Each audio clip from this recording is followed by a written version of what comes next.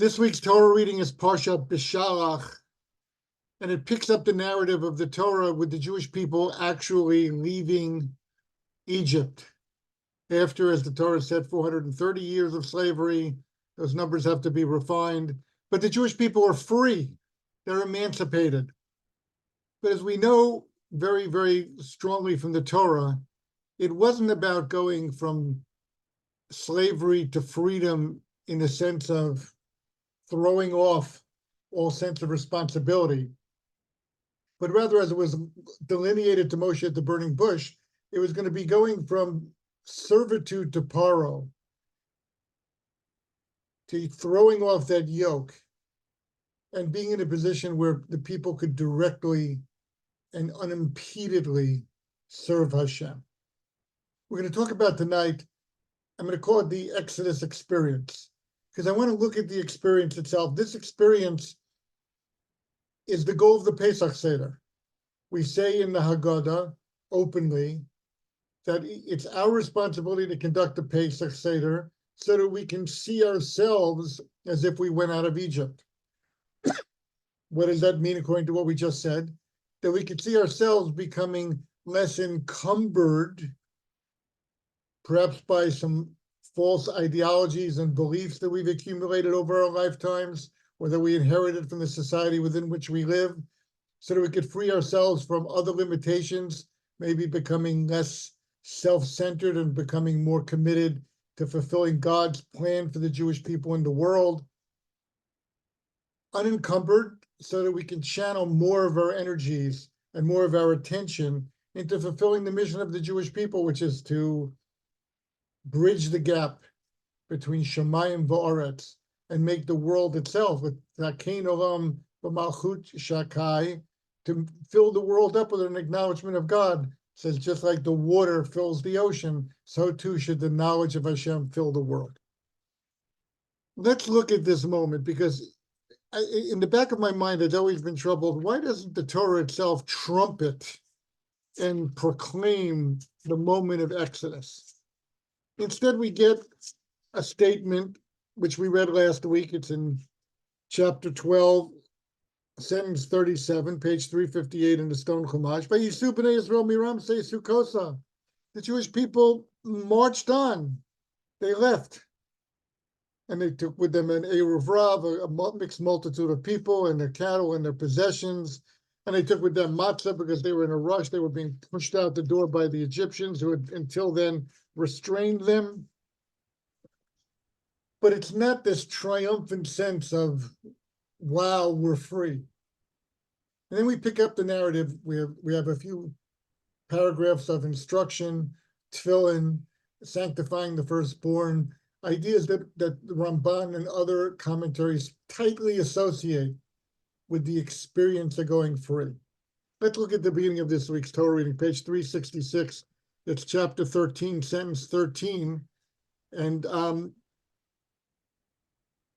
read it together. Vayihi Beshallach Paro et ha'am, and it happened when Paro sent out the people. And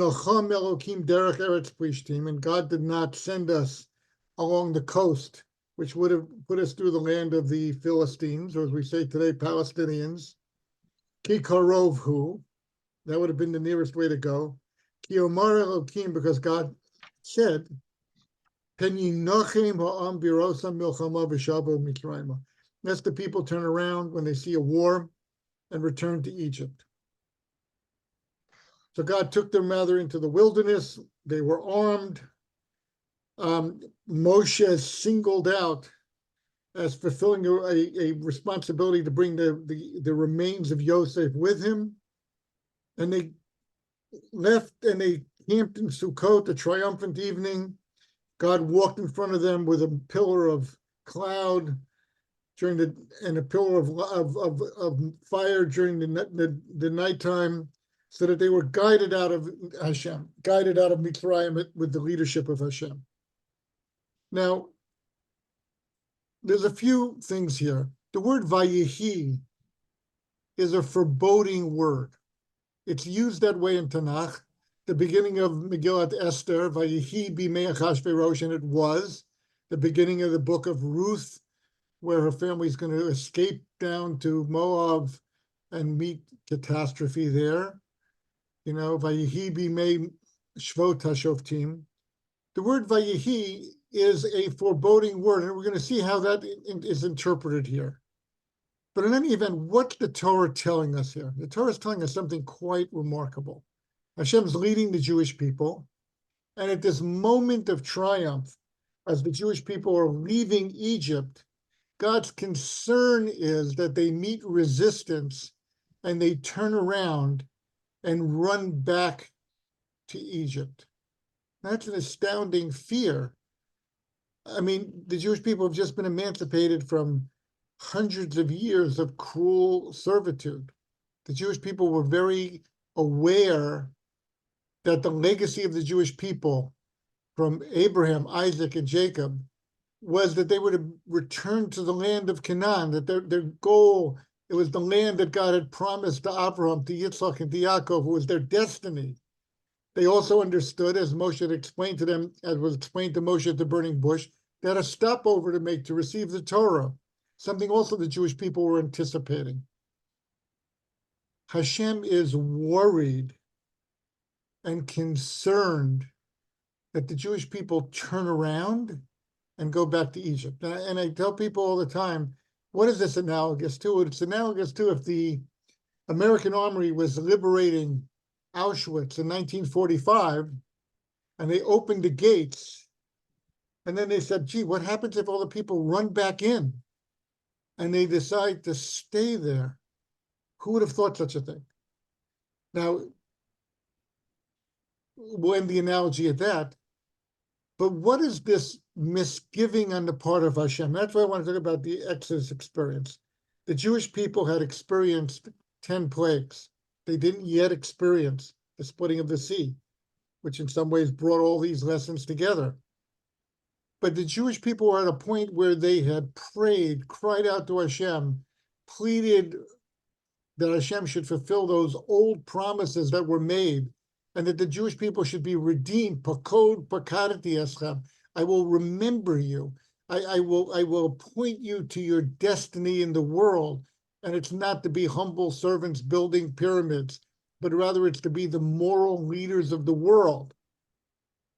So they're going to turn around and go back. And we know, in fact, the reality is that there were times in the 40 years in the wilderness, which we'll learn about as we go further, that they said they wanted to go back. Let's appoint the leader and go back to Egypt. Let's remember all the free vegetables and the fish we had when we were in Egypt. I mean, these are odd ideas here. So what's this perspective? So first and foremost, I want to point something out, that from God's ultimate perspective, this night is called a Leil Shimurim. And we refer to that when we make the Pesach Seder. This night of the 15th of Nisan. Now, they didn't go out till the daytime, but they became emancipated at midnight, B'chatzot halayla, on the 15th of Nisan. God calls it a Leil Shimurim. We think of it as a night when we're protected, but the truth is, Rashi says Leil Shimurim, it was a night that God held on to. God guarded and protected it, because God was so much looking forward. There's going to be a moment in time when the Jewish people are going to be liberated. When all the promises I made, this is the way Rashi explains it in chapter 12, sentence 42 in last week's Torah reading. This is when everything that I've said is going to happen is going to happen. And the Jewish people will be marching towards their goal in the land of Canaan. And all the promises that were made, all of the faith shown by the founding families of the Jewish people would all be fulfilled. And they're leaving with wealth and with honor and with respect and dignity. So it's a moment that was precious to God, very uplifting. God's very associated with the Jewish people. Why? Because God understands that we are this role of people that are going to be God's ambassadors and representatives in the world. So God's immensely associated with us. So yet, the same God who's been guarding this night and looking forward to it. And I would just say it's analogous to the way we're supposed to feel about the ultimate sense of redemption at the time of Mashiach and at the end of days. The same God is saying, oh, but I can't take them in the straight path because they'll turn around, they'll go back to Egypt. What does that mean? So there are various ways of understanding this, but I want to look at it from three different perspectives here in the course of this brief class. Number one, Evan Ezra. People, I believe, misunderstand the Evan Ezra by saying there's such a thing as a slave mentality. But what the Evan Ezra says specifically here, and he doesn't say it right here, but he says this when the Jewish people were at the sea, just a few chapters ahead. He asks a question. It's an odd question. He says the Jewish people were trapped by the sea. God purposely did that. Paro changed his mind. Okay, Paro did change his mind. And from being humbled and pleading with the Jewish people to leave and understanding that God is now is clearly the ruler of the world. And at best, I'm just another human being. And if I do things correctly, I'll fit in as a servant of God myself. Changes his mind, chases after the people. The Evan Ezra says, so why didn't the Jewish people turn around and fight them? He says, first of all, there were more Jews at the sea than there were Egyptians. Egyptians, he only brought an army with him. The Jewish people were the entire people. They left with weapons. They were armed. So the Evan Ezra says something which I think is somewhat misunderstood when they think about slave mentality. What he says is these people were their masters. They held them in esteem, or they recognized them as people of authority. That was their experience with them. And you don't just switch from a long multi-generational experience. You don't switch on a dime and all of a sudden realize we're going to fight and we're going to triumph. Yes, we saw them brought to their knees through the 10 plagues. Yes, we saw the very Pharaoh who had no interest in the Jewish people other than to oppress us, saying, God is righteous, leave, get out, take our wealth with you. God has prevailed. But still didn't break a pattern of thinking. And what I think it points to here is this idea. It's a bigger idea than just that people are creatures of habit. It's that ways of thinking and emotional attitudes, especially towards other people, are slow to change. Even if intellectually we update our thinking, our emotions don't automatically update with them. So even though the Jewish people understood, look at the miracles, look how Paro's been brought to his knees, look at the fact that now we, the people of Hashem, have been set free. And if Paro's foolish enough to come and chase us, let's pick up these weapons that we have and let's simply wipe him out ourselves. Says that was not conceivable to the Jewish people. Why? It wasn't conceivable to them because that mindset that these are the Egyptians, these are our masters, these are people who, when they say jump, we say how high. So that's why they were unable to defend themselves. So the Torah is pointing here to something that change within a human being, and especially change that requires a person to rethink personal assumptions, and even more so, changing one's very attitudes and emotional responses to things.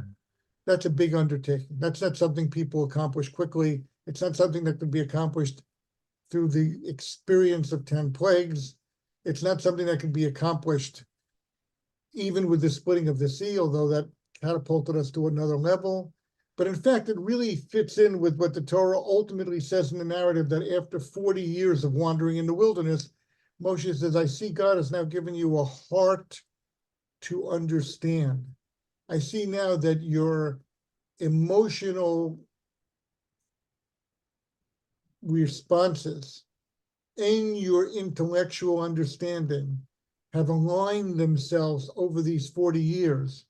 And now you're ready to act in the world fully as servants of Hashem. Now, doesn't mean it's going to last forever. People have moral challenges, internal, external moral challenges. We know from Pirkei Avot, don't believe in yourself until the day you die. A Kohen Gadol could be Kohen Gadol for 40 years, for 80 years, and still end up turning on God. Those are internal struggles everybody has, but separate from that, just the manner in which we formulate our ideas and our viewpoints of the world, we think, wow, that's not really true. I'm ready to move on in a new direction, but it's not so quick to update the system. And hence, that's the Evan Ezra's understanding of the experience of the Exodus. Yes, the experience of the Exodus has opened our eyes, the Jewish people's eyes, to a whole new perspective of the world. And yes, for the next few thousand years, we're going to sit at Pesach Seders, and we're going to try to awaken that within ourselves and deepen that feeling and that understanding, and emotionally attach our responses to that understanding as well, so that we become wholesome, integrated people. All that being true, we have to understand that it requires tremendous patience. It requires time. It requires paying attention and listening to ourselves, and then trying to update what our assumptions are. And of course, it goes without saying, before we go on to the next point, that we're in such a time profoundly where we made so many assumptions about the physical security of the Jewish people. We made so many assumptions about the attitudes of the world toward the Jewish people. And as people quote, the Pew study from a few years ago said that the most admired religious group in the world are the Jewish people. Now, the word admired is a tricky word, because admired could easily flip itself into the most hated, the most reviled, the people that if 50,000 people are killed in fighting in the Ukraine, no one takes to the streets with any emotion and vehemence to complain about the Russians or the Ukrainians, or to defend one versus the other.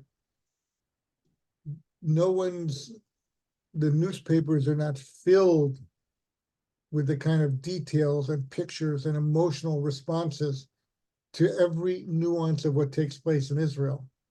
There's no comparison to it. Okay, that's the reality of the world. We have to become more mindful of that. We have to adjust our attitudes. And as we adjust our attitudes to new realities, which were really always there, but we didn't recognize them, we also have to adjust our emotional responses as well. And this, in fact, is brought out in the Korban Pesach itself. The whole experience of bringing the Paschal offering in Egypt, when the offering itself, when the lamb itself was deified in Egypt, the Ralbag specifically says that the thrust of this mitzvah, and it's going to be carried through all the way through history in each and every year when we have a temple, when we bring the Paschal lamb, is to separate ourselves from prevailing beliefs, which are in fact not in consonance with God's understanding of the world. We are required to be able to look at the attitudes that we have developed based on our life experiences, based on our assumptions, based on the societal pressures that are around us, or just simply based on the way we were brought up and the way everybody was brought up, however you want to put it. We have to be ready, and we have mitzvot that are meant to detach us and force us to rethink things. Some of the details in the Paschal lamb, and they're very interesting. There couldn't be anything left over. Eating an entire lamb in one fell swoop after you had a meal, which is how the Paschal lamb was eaten, required a large group of people to get together. Well, that's a rebellion in any country. But the Jewish people were required in Egypt to gather 50 people together, 40 people together, families around a big banquet table for the purpose of celebrating the fact that they are no longer part of Egyptian culture and Egyptian beliefs. And although they may have lived for generations in a society that deifies this lamb, we're going to celebrate eating it together as a way of deepening our intellectual, emotional, all of our feelings, to line them up with the idea that this became a mitzvah from Hashem, and we're going to fulfill it totally. And I'll tell you a very interesting Hasidic word that really touches on this, which I never would have thought of in a million years. But if you turn back in the Torah to chapter 12, last week's Torah readings, it's a detail in the Korban Pesach. 1 second.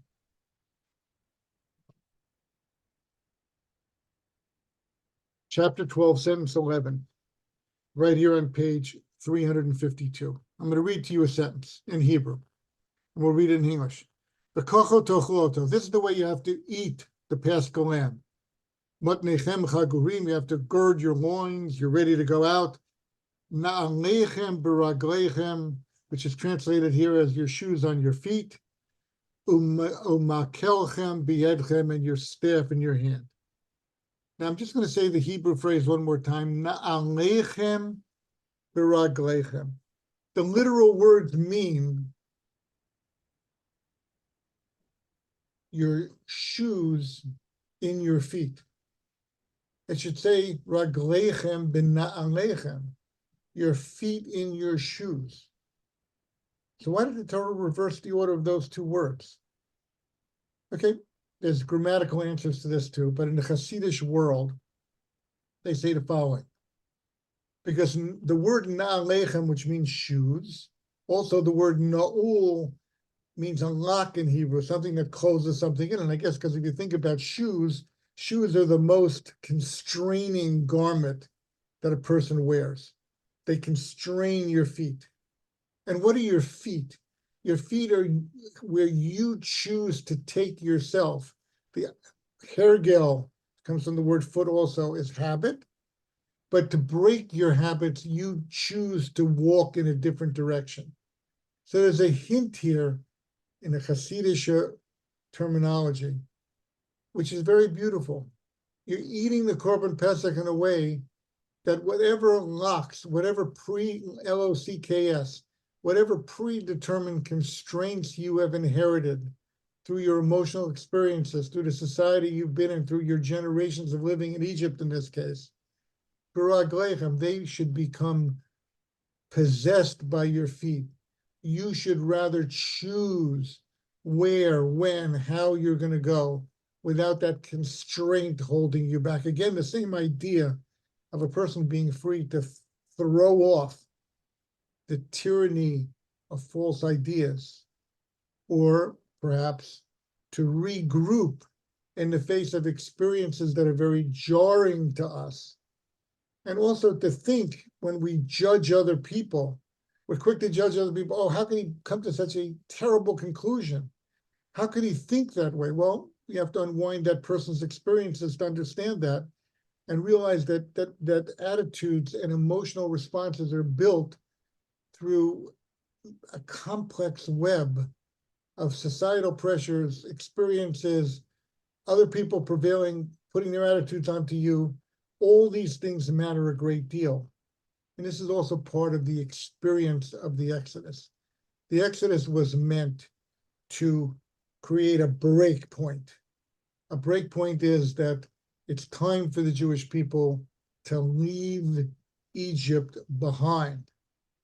Not a simple thing to do, not something that's going to be accomplished by simply hitting the road. Not something that could be provoked in facing a formidable enemy like the Plishtim could actually cause us to revert all the way back and say, let's go back to Egypt where we don't have to stand up for ourselves. Let's go back to Egypt where we may find their lifestyles appalling and beneath us. But at least we were in a comfortable setting. We got used to things there. All these things that speak to us as human beings, it's now up to us, and that's the experience of Egypt, to rethink them. And I want to end finally with a medrash that was discussed by one of the Rosh Yeshiva in Chafetz Chaim. And it goes back to that first word in this week's Torah reading, Vayehi Beshallach Paro et ha'am. And the word Vayehi again has this connotation. The Medrash says, Vay oy gevalt, what's going to be now that Paro is sending the people free. I guess we can understand it as we have explained it already, just this idea that a lot of things have to change, a lot of things have to shake up. But the Medrash also tells us a story here. And here's the story it tells. It says that Moshe himself, at the very moment of emancipation, Beshallach Paro et ha'am, at this very moment when the Jewish people were finally no longer encumbered by the enslavement of Egypt, Moshe felt he felt something, gewalt, something's not right. And what does the Medrash say? Medrash gives us insight into a very human feeling that Moshe had. Moshe felt, and this is the language of the Medrash, Moshe felt, you know what I'm like? I'm like a member of the king's court. And the king pulls me aside and says, I have this beloved daughter, and I'm making a wedding. I want you to be the groomsman. I want you to get everything ready for the wedding. I want you to set everything up. I want you to take care of everything. It's going to be a magnificent, magnificent wedding. The world will be watching. It'll project all of the grandeur of my kingship on the world. But there's one little caveat. You won't be there for the wedding ceremony. And this Medrash relies on the idea that Moshe, even at the burning bush, understood that his job was to bring the Jewish people out of Egypt. His job was to bring the Jewish people to camp at Mount Sinai and receive the Torah. And that he would end up bringing the Jewish people to the border of Eretz Canaan, but that he wouldn't go in. And there's nuances of language to support this. So Moshe, just as a sensitive human being, it wasn't a personalized feeling. It wasn't that, oh, I'm not going to be able to eat at the smorgasbord. It wasn't that I won't get the honor of getting one of the blessings under the chuppah. That's not what Moshe was feeling. What Moshe was feeling is, I'm going to work towards a magnificent climactic goal. And yet when it's finally reached, when that wedding takes place, I'm not going to be there. For me, I'm going to do all the work, but I'm not going to be able to dance at the wedding and celebrate the accomplishment. Now, is the Medrash criticizing Moshe here? In a very profound way, the Medrash is not criticizing Moshe. The Medrash is not saying, oh, Moshe, be a big guy, you did your job, this is what God wanted you to do. Moshe felt all those things. He understood all those things. And in fact, it was a very deep love for the Jewish people and dedication to the well-being of the Jewish people that caused him to feel this sense of emotional down at this great triumphant moment of the Jewish people going free. That's who human beings are. Human beings operate on all these different levels where we can see something clearly intellectually, but our emotions don't catch up with us. We can be very proud to be accomplishing something, but on an emotional level, we could feel an undertow pulling us down. This is the complex way in which we have to approach human experience. This is the manner in which when we sit down to a Pesach Seder, it's not just, wow, the Jewish people went free with the balloons. We don't have that in the Torah. We don't have this Arc de Triomphe celebration. And when we sit down at Pesach to remember all this and to re-experience it, we're also coming to grips with so many different levels of aspiration.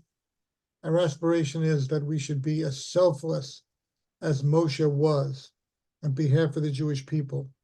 We should be as happy as God was, looking forward to the day of the Exodus, when all of these promises and all of this faith and all of this trust that he had engendered in the world would become fully justified. And when the Jewish people would be in a position to grow and to let go of so many different myths and limitations that would hold them back. And if we take this understanding with us, number one, will give us much more empathy to other people in their own struggles, like get on board, understand this. Number two, when it comes to protecting those around us, especially our children, we'll think twice about what the long-term impacts are on the future course of their thinking and behaving to make the environment truly as safe as we can. Not that it can be made perfect, but as clarifying as it can. And when our children have experiences, we'll take the time to talk it over with them so that they come to the right conclusions and the right understandings, and they understand where, if there's emotional repair work that has to be done, where that can be made. And then I think very significantly, we're going to have to be more protective of who we and what we wrap our arms around. And I'll just conclude with a reference point. It's one of the more daunting things now is the number of Jewish people that are always interviewed at an anti-Israel rally, let's just call it that, and with all their justifications. So a few days ago in the New York Times, they did a profile of a particular young Jewish woman. I think she's probably about 24, 25 years old. She's a leader of several Jewish organizations. She's always out there demonstrating, telling the president to stop supporting an apartheid state like Israel and not support genocide of the Palestinian people. And you wonder, where did this Jewish girl come from? And the New York Times, according to the New York Times article, here was her experience. And I think it's meaningful in terms of tying together this perspective. She lived in Missouri. And when the killing of George Floyd took place, she went out in pure sympathy to support the protesters there. And she went out day after day. She felt as though, well, this is a different people's struggle. I'm not going to interfere with them. But what she did feel was she felt as though I'm very sympathetic to their cause. And then she noticed something struck her. What struck her was that together with each of these protests, there were pro-Palestinian protesters there linking the cause of preventing police brutality, the cause of making America less racist in their viewpoint, and the Palestinian cause. They all became one in her mind. And you see what an example this is of how a person can pursue something on a noble basis, and yet that can lead a person down a path which in the end causes this woman to be antagonistic to her own people. She went out to help the downtrodden. She went out to support another struggle for freedom and for dignity. And along the course of the way, simply because of associations other people were making, she took upon herself an ideology which is really antithetical to the survival of the Jewish people and to the well-being of the Jewish people.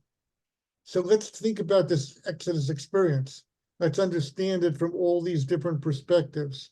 On one level, it is the ultimate triumph, because from there, the Jewish people could go on to Sinai and receive the Torah.